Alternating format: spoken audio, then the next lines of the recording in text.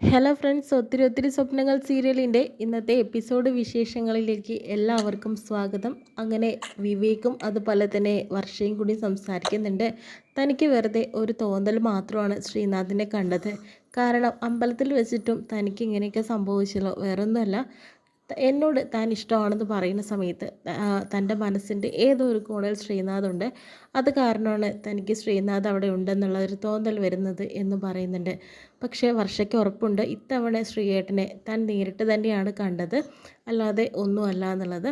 ആ സമയത്ത് അഭി അങ്ങോട്ട് വരുന്നുണ്ട് കേട്ടോ. എന്നിട്ട് ബ്ലഡ് ടെസ്റ്റൊക്കെ കഴിഞ്ഞപ്പോൾ നമ്മുടെ വർഷയ്ക്ക് യാതൊരു തര കുഴപ്പമില്ല, ഇത് ഇവൾക്ക് വെറുതെ തോന്നിയതായിരിക്കും. വർഷമാണെങ്കിലും അത് സമ്മതിച്ചു കൊടുക്കുകയാണ്. ഇപ്പോൾ നല്ല വെയിലും അല്ലേ, പിന്നെ ഞാൻ വെള്ളം കുടിക്കാൻ നിന്ന സമയത്താണ് അങ്ങനെ ഒരു സംഭവം കണ്ടത്. അഭിയാണെങ്കിലോ അതിനെ സപ്പോർട്ട് ചെയ്ത് നിൽക്കാട്ടോ. അത് ശരിയാണ്, ആ സമയത്ത് തന്നെയായിരിക്കും പെട്ടെന്നൊരു തോന്നലുണ്ടാക്കിയത്. ഇതൊക്കെ BP ലോ ആയതിൻ്റെ പ്രശ്നം കൊണ്ടാണ്. എന്നാൽ നമുക്ക് വീട്ടിലേക്ക് പോയാലോ? വർഷയെ വീട്ടിലാക്കിയതിന് ശേഷമാണ് എനിക്ക് കോർട്ടിലൊന്ന് പോകണമെന്ന് പറയുന്നു. അഭി വരണമെന്നില്ല, കാരണം ഞാൻ കൊണ്ടുപോയിക്കോളാം എന്ന് വിവേകം പറയുന്നുണ്ട്. പോണ സമയത്ത് ആർച്ചയും കൂടി പിക്ക് ചെയ്യണം എനിക്ക് എന്ന് പറയുന്നുണ്ട്. എന്നാൽ പിന്നെ അങ്ങനെ ആവട്ടെ, നിങ്ങളെ കാറിൽ കയറ്റിയതിന് ശേഷം ഞാൻ പൊക്കോളാം എന്ന് പറയുന്നു. അതിനുശേഷം വർഷയെ പിടിക്കാനായിട്ട് രണ്ടുപേരും നോക്കുന്നുണ്ട്. അത് സാരമില്ല, എനിക്കിപ്പോൾ നടക്കാനൊക്കെ സാധിക്കുമെന്ന് പറഞ്ഞിട്ട് വർഷം ഒറ്റയ്ക്ക് തന്നെ കാറിൽ കയറി പോകുന്നുണ്ട്. അതിനുശേഷം തന്നെ വണ്ടിയിൽ പോകുന്ന സമയത്ത് താൻ എന്തിനെങ്ങനെ ടെൻഷൻ അടിക്കേണ്ട കാര്യമൊന്നുമില്ല, ശ്രീനാഥിനെ കണ്ടത് തൻ്റെ തോന്നൽ മാത്രമാണെന്ന് വീണ്ടും വീണ്ടും വിവേക് പറയുമ്പോൾ വർഷമാണെങ്കിലോ വിവേക് എന്തിനാണ് എന്നിൽ നിന്ന് ശ്രീയേട്ടനെ മറച്ചു പിടിക്കുന്നത്, അതെന്തൊരു ദുരുദ്ദേശം ഉണ്ടെന്ന് എനിക്കിപ്പോൾ മനസ്സിലാവുന്നുണ്ടെന്ന് പറയുന്നു. ആ സമയത്ത് നമുക്ക് വീട്ടിലേക്ക് പോവാലേ എന്ന് പറയുന്നുണ്ട് ആർച്ചയും കൂട്ടിക്കൊണ്ട്. വിവേക് എൻ്റെ സ്കൂട്ടർ ഞാൻ മയങ്ങി വീണ സ്ഥലത്ത് ഇരിക്കുകയാണ്, അതിനകത്താണ് എൻ്റെ ബാഗും എല്ലാ കാര്യങ്ങളും. എനിക്ക് ആ സ്കൂട്ടർ എടുത്തിട്ട് വേണം പോകാനായിട്ട്. ഈ സമയത്ത് തനിക്ക് വയ്യല്ലോ, ഇനി ഈ വണ്ടി ഓടിക്കൊന്നും വേണ്ട, എനിക്ക് പ്രശ്നമൊന്നുമില്ല വിവേക്, എനിക്ക് അവിടേക്കാണ് പോകേണ്ടതെന്ന് പറയുന്നു. ആ സമയത്ത് അവിടെ എത്തുന്നുണ്ട്. തൻ്റെ സ്കൂട്ടറിനൊന്നും പ്രശ്നമൊന്നുമില്ല. എന്നാൽ അപ്പോൾ വർഷയാണെങ്കിൽ അവിടേക്ക് സെർച്ച് ചെയ്യാം, കാരണം അവിടെ എവിടെയെങ്കിലും CCTV ഉണ്ടോ എന്ന് നോക്കുന്നുണ്ട്. താനെന്താ ഈ നോക്കുന്നത്, CCTV ഉണ്ടെന്നാണോ? അത് പിന്നെ വിവേക് എന്തിനാ ഇങ്ങനെ ടെൻഷൻ അടിക്കുന്നത്, എനിക്ക് നോക്കണ്ടേ? കാരണം വിവേകിന് ഈ സ്ഥാനത്ത് വിവേകാണെങ്കിലും ഇങ്ങനെ തന്നെയല്ലേ ചെയ്യുക.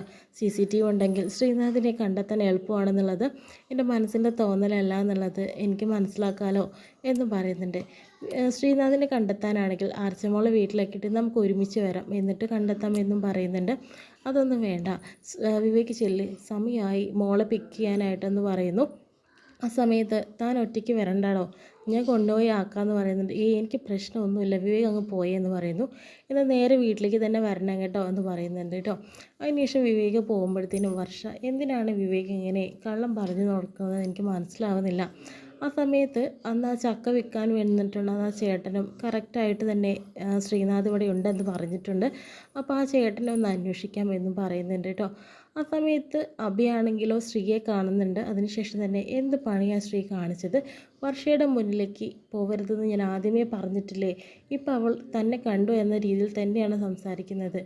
ഞാൻ അവളെ അടുത്തേക്ക് പോകാൻ എനിക്ക് അറിയില്ലായിരുന്നു, കാരണം എന്ന് വെച്ചിട്ടുണ്ടെങ്കിൽ ആ ആക്സിഡൻറ്റ് പറ്റി അവളെ കിടക്കുന്നത് കാണുമ്പോൾ സഹിച്ചില്ല വക്കീലെ. കാരണം അവളെ ഞാൻ ഒത്തിരി സ്നേഹിച്ചതാണ്, എൻ്റെ മനസ്സിൽ ഒരുപാട് കാലം ഞാൻ കൊണ്ട് നടന്നൊരു പെൺകുട്ടിയാണ് അവൾ. അവളവിടെ വീണ് കിടന്നപ്പോൾ നെഞ്ചോട് ചേർത്തപ്പോൾ എനിക്കറിയില്ല ഞാൻ എന്താ ചെയ്യേണ്ടതെന്നുള്ളത്. അങ്ങനെ ആ ഓട്ടോറിക്ഷ ഡ്രൈവറും കൂടെ ഞാൻ മറിഞ്ഞ് മനസ്സിലാക്കിയതാണ് എന്നെ പറഞ്ഞു കൊടുക്കരുത് എന്നുള്ളത്. പിന്നെ എന്തിനാ വക്കീൽ എന്നോട് ഇങ്ങനെ ചൂടാവുന്നത്, വക്കീലിന് വേണ്ടിയിട്ടാണ് ആ ഒരു ഓഫീസിലേക്ക് സ്റ്റാഫുകൾ വരണ്ട എന്ന് ഞാൻ പറഞ്ഞത്, ഡെലിവറി സ്റ്റാഫുകൾ മാത്രമല്ല. ഇപ്പം ഞാൻ അവിടെ നിന്ന് രാജിവെക്കാനുള്ള കാര്യങ്ങളും ചെയ്തു. പിന്നെ എന്തുകൊണ്ടാണ് വർഷമില്ലാത്ത നാട്ടിൽ എനിക്ക് ജീവിക്കേണ്ടതെന്ന് അറിഞ്ഞിട്ട് തന്നെയാണ്, എന്നിട്ട് വക്കീൽ എന്നെ ഇങ്ങനെ കുറ്റപ്പെടുത്തുകയാണെന്ന് ചോദിക്കുമ്പോൾ ആകെ ടെൻഷൻ ആവുന്നുണ്ട്. ഇതിനെല്ലാം കാരണം ഞാനാണോ എന്ന് പറയുന്നുണ്ട്. താനല്ല, പക്ഷെ താൻ എന്നെക്കൊണ്ട് ഇങ്ങനെ പറയിക്കുന്നതാണെന്ന് പറയുന്നുണ്ട്. അപ്പോൾ അത് പറയുന്നുണ്ട്, ഇതിൻ്റെ ഫീലിങ്സ് ഒന്നും എനിക്കറിയില്ല പ്രണയത്തിൻ്റെ ഒന്നും, ഞാൻ ഇതുവരെ ആരെയും പ്രണയിച്ചിട്ടുമില്ല, ഒന്നുമില്ല, എനിക്കറിയില്ല, അതുകൊണ്ടാണ് വക്കീലിനെ കുറ്റപ്പെടുത്തിയതല്ല എന്ന് പറയുന്നു. ഞാൻ ഒരുപാട് ആഗ്രഹിച്ച പെൺകുട്ടിയാണ് വർഷ, കാരണം അവളെ ഞാൻ കണ്ടെത്തിയെന്ന് തന്നെ ഒരു ദേവീക്ഷേത്രത്തിൻ്റെ മുന്നിലാണ്. ഞങ്ങളുടെ നാട്ടിൽ ഒരു ശക്തിയുള്ള ദേവീക്ഷേത്രമുണ്ട്. 12 ദിവസം സ്വയംവര പുഷ്പാഞ്ജലി കഴിച്ചതിന് ശേഷം മാത്രമാണ് ഞാൻ അവളെ കണ്ടെത്തിയത്.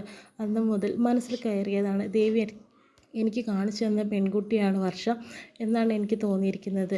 അവളെ മറന്നിട്ടുള്ളൊരു ജീവിതം എനിക്ക് ചിന്തിക്കാൻ പോലും പറ്റുന്നില്ല. അന്ന് ശ്രീനാഥ് ജീവനോടെ ഉണ്ടാവില്ല എന്ന് പറയുന്നുണ്ട്.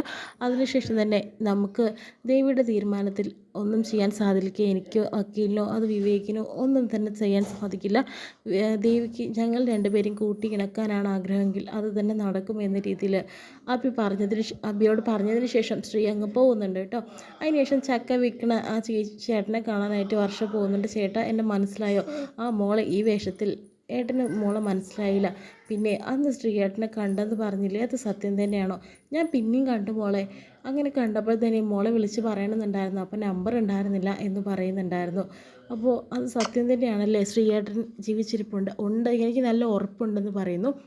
പക്ഷേ അയാൾക്ക് എന്നെ അറിയില്ല, എനിക്ക് അയാളെ അറിയാലോ, അതുകൊണ്ടാണ് വിളിച്ചതെന്നും പറഞ്ഞു കൊടുക്കുന്നുണ്ട് കേട്ടോ. ആ സമയത്ത് മോളെ ഹസ്ബൻഡ് പറഞ്ഞിട്ടുണ്ടായിരുന്നല്ലോ മോളുടെ കല്യാണം കഴിഞ്ഞു എന്നൊക്കെ. അപ്പോഴത്തേനും എൻ്റെ കല്യാണം ഒന്നും കഴിഞ്ഞിട്ടില്ല, വിവേക് കള്ളം പറഞ്ഞതാണെന്ന് പറഞ്ഞ് ഞങ്ങളുടെ എൻഗേജ്മെൻറ്റ് മാത്രം കഴിയാനായിട്ട് നിൽക്കുന്നേ ഉള്ളൂ എന്ന് പറയുന്നുണ്ട്. പിന്നെ മോൾക്കൊരു കുഞ്ഞുണ്ടെന്നൊക്കെ പറയുന്നുണ്ട്. അതൊക്കെ കള്ളം പറഞ്ഞതല്ലേ. അപ്പോൾ ഞാൻ ചിന്തിച്ചു, വയനാട്ടിൽ നിന്ന് വന്നിട്ട് മോൾക്ക് അധികം 6-7 മാസമല്ലേ ആയിട്ടുള്ളൂ. മാത്രമല്ല ക്യാമ്പിൽ നിന്ന് മോൾ വന്നിട്ട് അധികം ആയിട്ടില്ല. ഇപ്പോൾ തന്നെ ഒരു കുഞ്ഞ്. എനിക്ക് അപ്പോഴേ ആ സാറ് പറഞ്ഞത് കള്ളാണെന്ന് മനസ്സിലായി എന്ന് പറയുന്നു. ചേട്ടാ ഇനി ശ്രീനാഥിനെ കാണുമ്പോൾ എന്നെ വിളിച്ച് പറയണേ, എൻ്റെ നമ്പർ തരാമെന്ന് പറയുന്നു. എന്നാൽ മോളുടെ നമ്പർ ഇതാ, ഞാൻ എന്തായാലും മോളെ വിളിച്ച് കാര്യങ്ങൾ പറയാം, ടെൻഷൻ ആവേണ്ട, അയാൾ ഇവിടെ തന്നെ ഉണ്ടെന്ന് പറയുന്നുണ്ട് കേട്ടോ. വർഷയ്ക്ക് വിവേകിനെയാണ് സംശയം, വേറൊന്നല്ല വിവേകാണോ കള്ളം പറയുന്നത്.